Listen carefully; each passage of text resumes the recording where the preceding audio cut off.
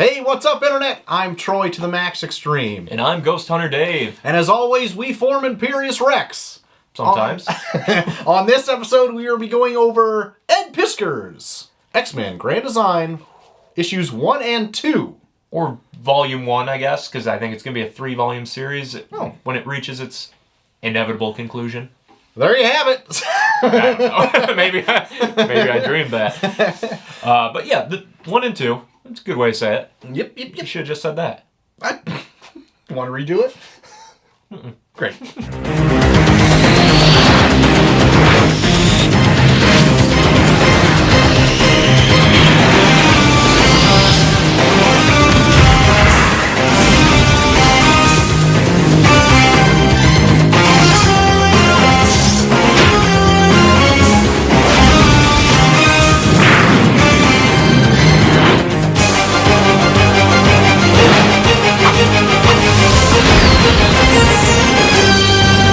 So, X-Men Grand Design. Yep. You should Go say, on. said I should read this, and I've heard it was great after the first issue came out. I'm not a huge fan of the X-Men. I know that puts some people off, especially in the comic community, because, like, when people about our age were getting into it, the X-Men were huge. Right. We're children of the 90s, me and you. Right. Not there's no more X-Men-y time than the 90s.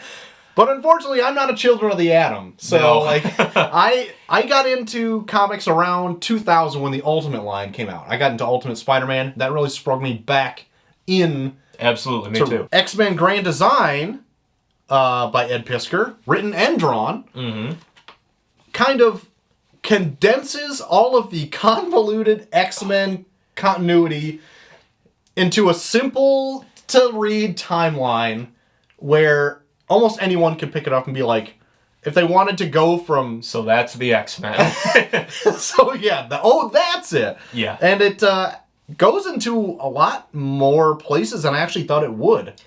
I mean, obviously, when you pick something as detailed as X-Men history, you have to pick and choose what you're going to include. Yeah. I was astounded by some of the really weird, like, deep cuts he chose to include in this. Right. Yeah. Where I'm like, could have been cleaner without that, right? Like, maybe he's coming back to it. Who knows? I don't know. So this mainly follows the Stan Lee run. Right. Yeah. Yeah, so like the first, oh my god, I don't know, 60, 70 issues maybe of X-Men? So. Yeah, I think so. And it also kind of like it grandfathers stuff in and backtracks to future writers while trying to tell it chronologically. Like all the retcons and stuff. Yeah. Like they'll god. throw those in there. He's probably got like 12 retcons he has to include into this since he's published. Yeah. Oh, the X-Men is the most convoluted series of any like ongoing superhero story. Right. It's gotta be. Plus time travel with the X-Men. Oh my god. That's like a Tuesday for the X-Men. They'll just go to space, time travel in space. Oh my god. And then they'll come back to Earth, everything will be fine. How is it fine? Yeah. Nobody knows. No. But we know one thing. The public hates them muties. Oh, do they? And they rarely pay attention to alien invasions and Shi'ar spaceships and all that. Yeah, it's very bizarre. So, if someone wants to know a condensed but very detailed history of the X-Men, right, I would point them to this. I would too.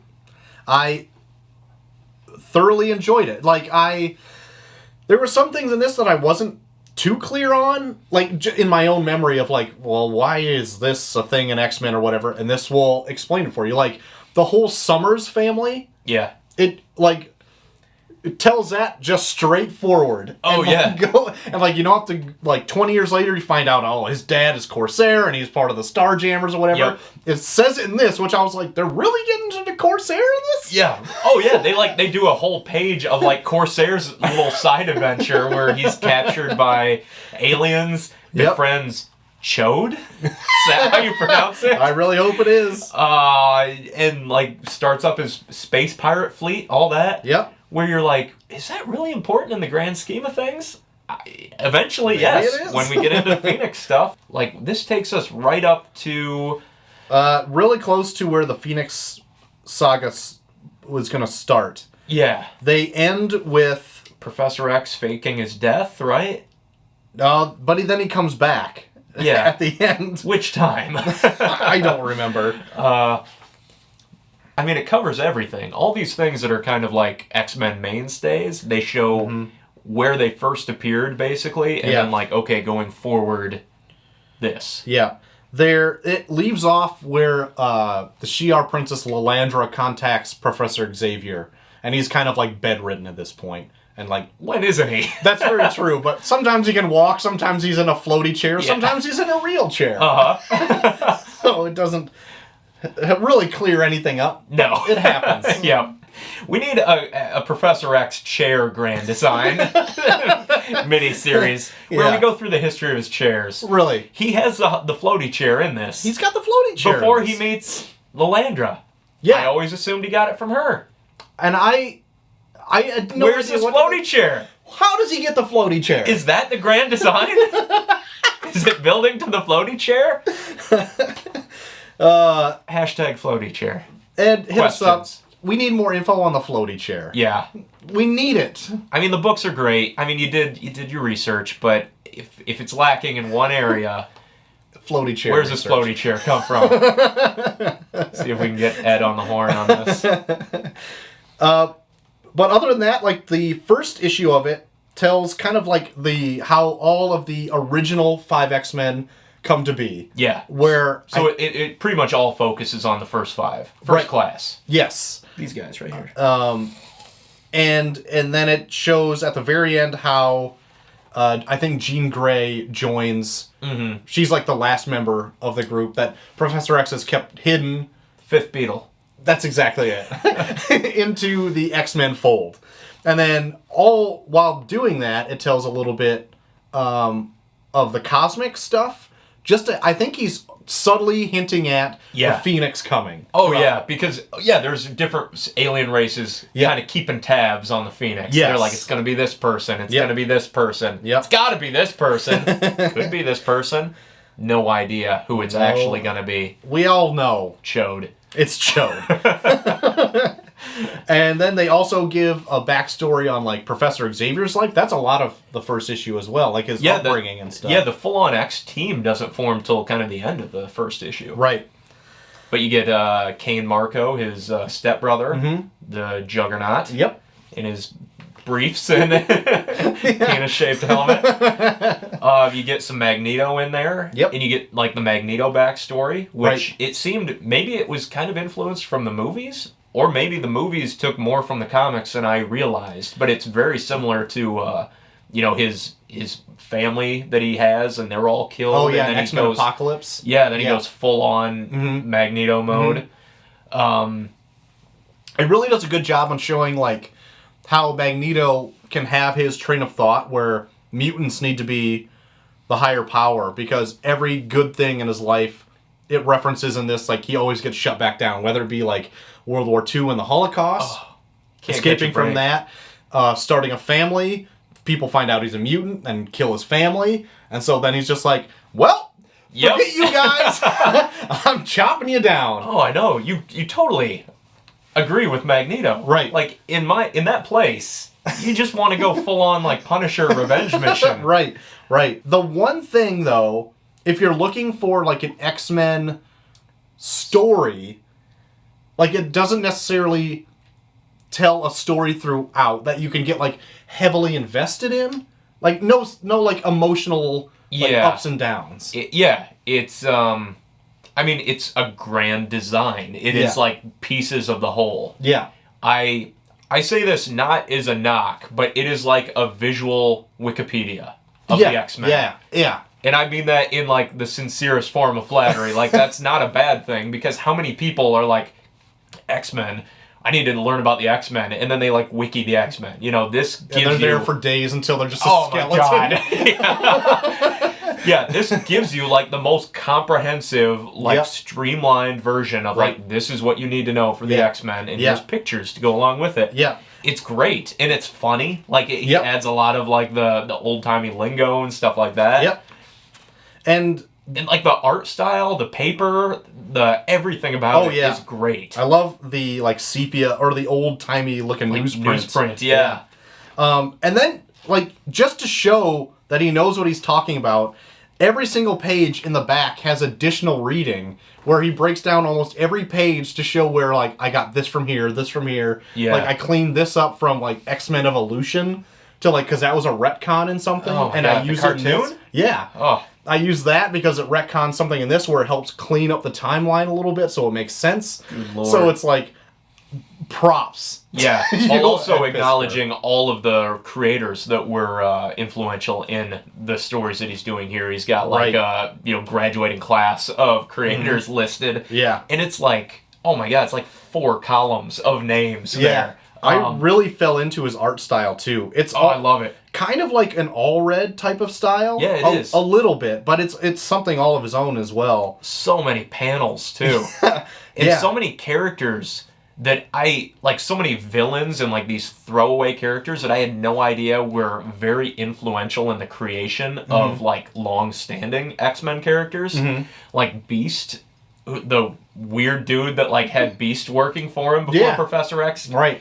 The Nazi character that Magneto kills. It was like a robot man. Right. I was like, where did these come from? Like, I've never heard of these guys, but apparently they are pivotal in the formation of these characters. You'll go back and look and be like, where did that character come from? And in his annotations in the back, like, he was in the first 10 issues. And it's like, they went all over the place in the first 10 issues. Oh, my God, yeah.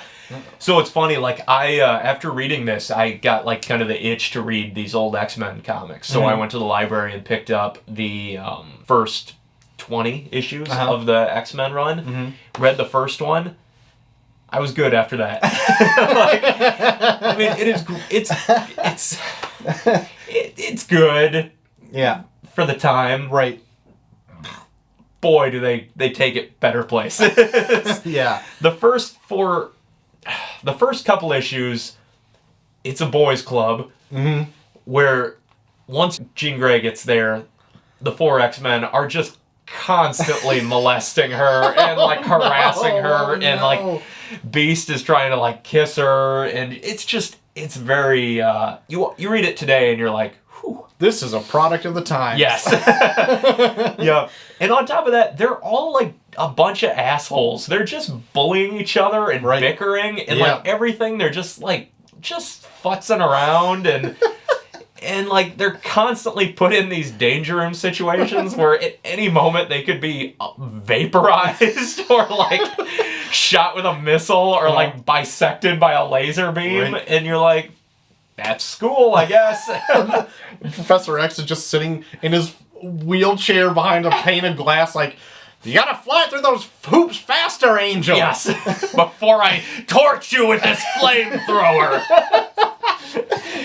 Yeah, and then like Magneto makes his appearance in Brotherhood, like kind of these mainstays. But man, it's a rocky start to a franchise. I think I read somewhere that like the X-Men did not get off the ground well. It didn't, because I think in its publication history too, it like, I don't think it got canceled, but it took a break and it just reprinted old issues again. Yes. Yeah. So after the original X-Men run here, like the Stan Lee, does it go into the Claremont then? Does he pick it up right after Stan Lee? I am not entirely sure. You think you'd be watching this video to get the answers, but we have so many more questions than you do. We're going to ask you a question. If you know this, leave us a timeline down below. I'm curious. Like, we haven't got to the second volume of X-Men Grand Design, which I'm sure will explain this. But no, I'm curious. After Stan Lee, where does it go? Is it Claremont era or what? I'm fairly certain there's a few other writers before Claremont takes over, and then Claremont's on it for like, I don't even know, 15 years or something like that. Yeah, and that is, Claremont's is the big giant-sized X-Men that you see everywhere. Yeah. You've got a wood carving of it right there, basically, and that's where it introduces like some of the more like exotic members, popular characters like Storm, Wolverine, Colossus, Nightcrawler. Colossus from Russia. Liana! It's a tractor! So yeah, I'm very excited to see what he does with that. Me too. Because, again, reading the shitty original X-Men made me kind of want to go like, let's go a step further and read like the generally conceived as good X-Men. Yeah. So I wouldn't mind kind of diving into that or getting the visual Wikipedia of it from Ed here. I have a friend who is reading all of the X-Men, like from issue 1 until current. I'm not doing that. He is. Oh, I'm you not have saying more than one friend? Surprisingly, Wow. I have 2 friends. Big. And so Mr. Popular over here. he's up into the 90s now, and now I'm like, how's it going? And he's like, I don't know. I don't know what day it is. I think I'm wearing underwear from last week. So I want to see, like, if he's read these Grand Design issues to see if, like... You're going to give him to this and he's going to be like... His brain just comes out of his ears. I've been wasting my life. It could have been so easy. So I'm gonna hit him up about this. All right. That's probably a good idea. If you're interested in the X-Men, this is a great way to Yeah, it really, very much is. Yeah, like, read it in a sitting. I am not a huge fan of the X-Men, but I really appreciate the concise and condensed version of whatever he's trying to tell. I do like some X-Men stories. Like I think we reviewed New X-Men. We did. Mr. Morrison's New X-Men. And then I like Whedon's Astonishing X-Men. Yeah, we mentioned it briefly, but we need to like dedicate a whole episode to that because that's great. That's one of the best X-Men. Yeah. And Remender's Uncanny X-Force is top notch. Yeah. And then I also do want to read like Claremont's X-Men. Or at least like a top 10 of his or something like that. Yeah. Because he's got so many pivotal moments in there, like the giant-sized Phoenix, all that. Right, all that Days stuff. of Future Past. Yeah, everything. So, what do you think of the X-Men? What do you think of Ed Piskor's condensed version of the X-Men? So let us know down below. And until next time, I've been Short of the Max Extreme. And I've been Ghost Hunter Dave. And join us next time. We'll be doing something a little fun. This hasn't been fun? This isn't fun to you? Some of it's It's a bit of a burden. But until then, we've been Imperius Rex. Bye-bye.